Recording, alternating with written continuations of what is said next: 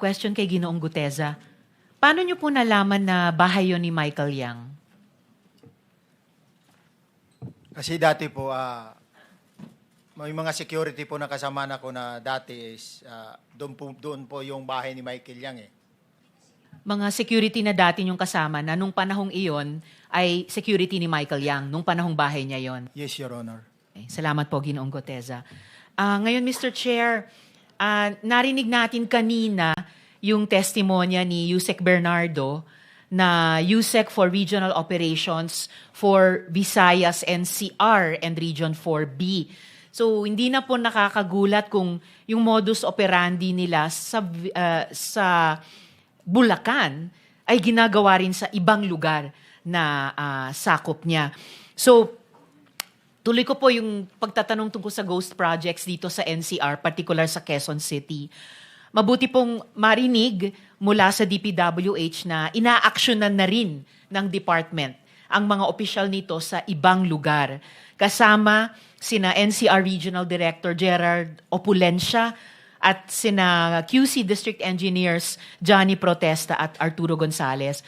Gusto ko pong balikan yung mga questionabling drainage rehabilitation project na ito sa barangays Tatalon at South Triangle sa Quezon City na lampas 100 million pesos ang halaga at parehong JJPR Construction ang gumawa. So ito po yan ulit. Nung Martes, inamin ni DE Protesta na ang ginawa lang dyan ay painting at declogging. Meron pa daw manhole repair. Ibig sabihin, ang gastos lang ay pintura, labor, at equipment na ginamit. Pero 100 milyon ang preso. Si DE Protesta, nandito po sila ulit. Ano po? Yes, sir. Pakiupo para may follow-up questions ako sa inyo. Magpatuloy po.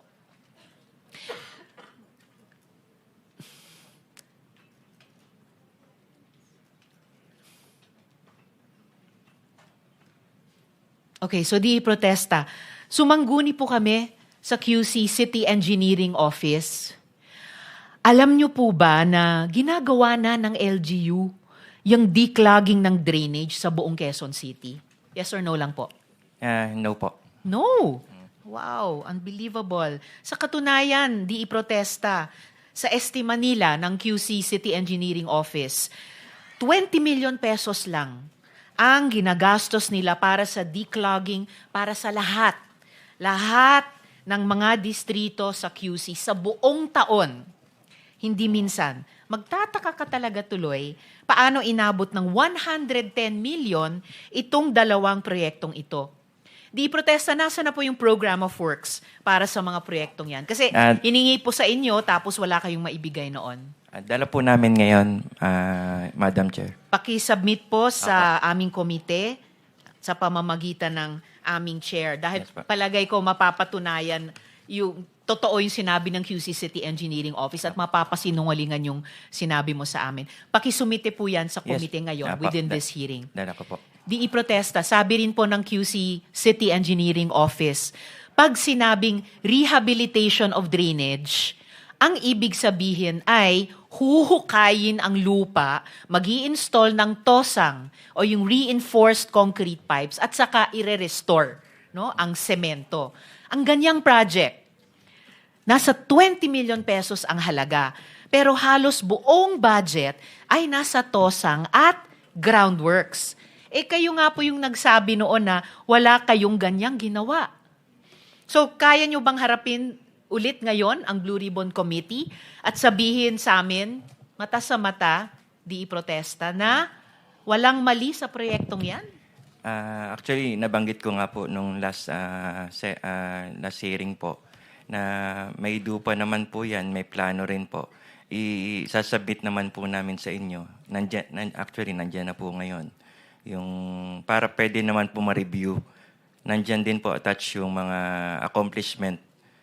Pero kino-confirm nyo yung sinabi nyo sa amin dati na walang groundworks ang ginawa, walang paghuhukay, tapos pag-aayos ng semento pagkatapos. Actually, ang scope of work po nung drainage rehabilitation is replacement of manhole, replacement of existing steel grating, then repair po ng mga existing damage manhole, and then po yung declogging ng buong barangay po, yung kung ano man po yung scope of work na nandun sa may plano po. Nandun naman po lahat, ma'am. Pero walang paghuhukay at pag-aayos ng semento pagkatapos na karamihan ng groundworks at gastos sa rehabilitation of drainage na sinasabi ng QC City Engineering Office. Yes po, as per program po, as per plan po, hindi po kasama yung excavation works and ng RCCP, wala pong excavation. Excavation works po of manhole, a newly, bagong manhole po, and yung mga existing na manhole. At yung mga excavation na yon ay sinabi ng QC City Engineering Office. Yan ang karamihan ng trabaho at gastos para sa totoong drainage rehabilitation sa lahat ng distrito sa Quezon City sa isang buong taon. 20 million pesos. Hindi aabot ng 110 million pesos para sa minsanang rehab kuno ng 2 proyekto lang. Ito pa, isang klase ng lokohan ng DPWH-QC. Imbis na flood control project, flood enhancement project ang ginawa. 3 pumping stations. May 3 pumping stations na ginawa sa taas ng creek. Tingnan natin ito sa Matalahib Creek. Gawa ulit ng St. Timothy Construction. Kaya mamaya itatanong ko din sa mga diskaya. Ang halaga nito, tumataginting na 350 million pesos. Ito po yan. Yung creek po na malapit lang sa Araneta Avenue, malapit po sa mga punerarya. Ayon sa reklamo ng mga residente, Mr. Chair, at kinumpirma din ng pag-aaral ng QC, City Engineering Office muli, pinalala pa nito ang baha sa area. Kasi ang disenyo ng proyekto, dapat ipump ang tubig mula sa creek palabas sa ilog, San Juan River. Pero ang ending, naging harang pa. Yang 3 pumping station, naging harang sa pagdaloy ng tubig palabas sa ilog. Kung walang pumping station sana dyan, di iprotesta, malaya ang tubig palabas. No? Pero dahil hinarangan po, lalong lumala ang baha. May paghahambing pa po kami dito. Comparison ng rainfall intensity. O yan. Bago nung itayo yung mga pumping stations na iyan, sa 57 millimeter na ulan, 0.2 meters ng baha ang lalim.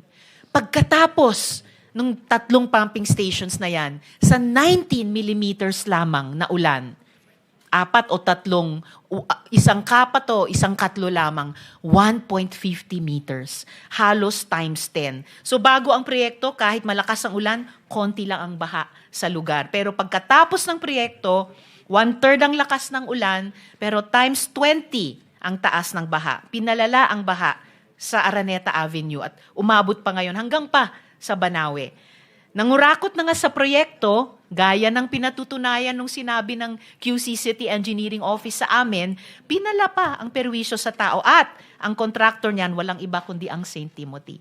So Mr. Chair, di iprotesta, jurisdiction rin po nyo iyan. Ma'am, hindi po under Hindi. ng Quezon City Second po. Na kanino? Under Engineer Gonzales po, under Quezon City First District Engineering Office. Andito rin po ba si Engineer Gonzales, Mr. Chair? Ako po Kayo po? Sir, nakapanumpa na po kayo nung nakaraan? Opo, Your Honor. Okay.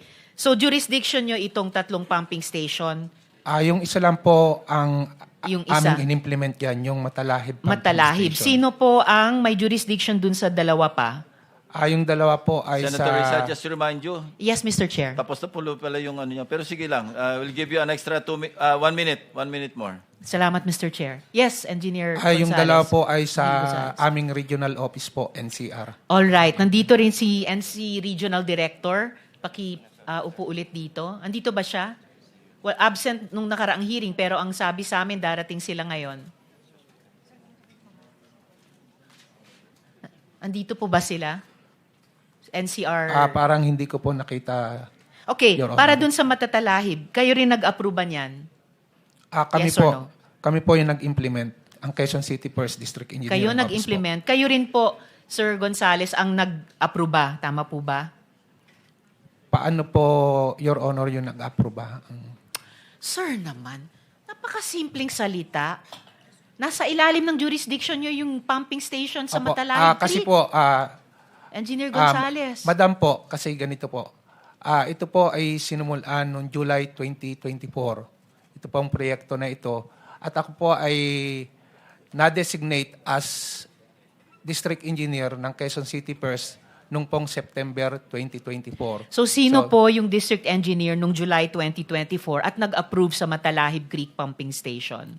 Noong time pong iyon, si D. Eloy Dabusa po, yung D.E. Loida Busa po. Busa. Parang narinig ko rin yung D.E. Loida sa mga diskaya kung hindi ako nagkakamali. Andito ba ngayon si D.E. Busa? Loida Busa? Wala po siya, Wala. Your Sige, Honor. paimbita ko na lang sa susunod na hearing kung maaari, Mr. Chair. Balikan ko na lang po yung Quezon City, Mr. Chair, sa susunod na round, bukod po dun sa mga ibang DPWH officials. Salamat po, Mr. Chair. Thank you, Senator Risa Antuberas. Mr. Chair.